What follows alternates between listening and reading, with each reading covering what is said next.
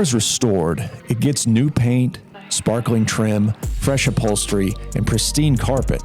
But it also loses something: originality. The patina formed by decades of family events, holidays, road trips, and adventures is gone forever.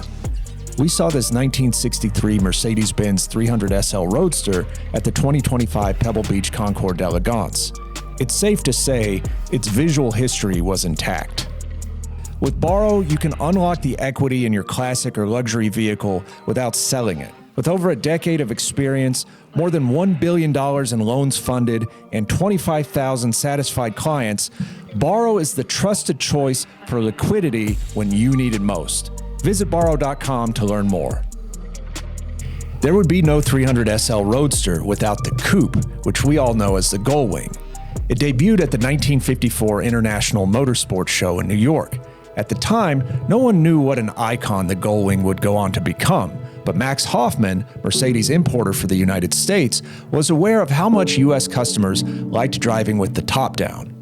So he told a Mercedes board member that he wanted a roadster version of the 300SL to offer here. At the 1957 Geneva Motor Show, Hoffman got what he wanted. Clearly, so did his customers. Mercedes only made 1,400 Gullwings from 1954 until 1957. Between 1957 and 1963, it produced 1,858 300SL Roadsters. According to Mercedes, by 1963, it had delivered more than half of all 300SLs, coupes, and Roadsters to North America. Like the Gullwing, the 300SL Roadster had a 3-liter overhead cam straight 6 with direct fuel injection. Aside from the conventional doors, one major difference was the redesigned rear suspension, which offered better performance than the Gullwing setup. In March 1961, the Roadster was equipped with front and rear Dunlop disc brakes. A year later, Mercedes switched to using light alloy engine blocks. There were actually two versions of the 300SL Roadster, one with a soft top, and starting in late 1958, one with a removable hardtop. The 1963 Roadster with the hardtop that you see here belongs to Eric Blumenkranz of New York. For most of its life, this car lived in Reutlingen, Germany, less than 40 miles away from the Mercedes factory.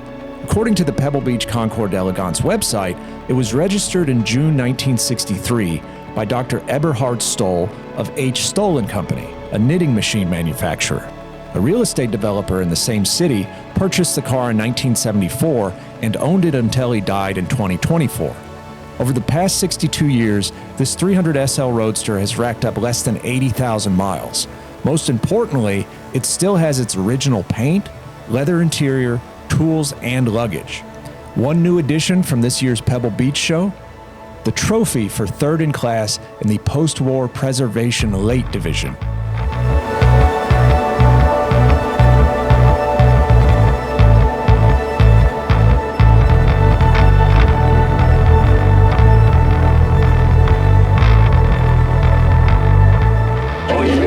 Thank you so much for watching. We hope you enjoyed. Remember, if you're in the market for a collector car, going over to our website, classiccars.com. That's our online marketplace with over 38,000 listings live on the site. And you can't forget about our sister website, Auto Hunter. That's going to be our 7-day online auction. Thank you guys, and we'll see y'all in the next video.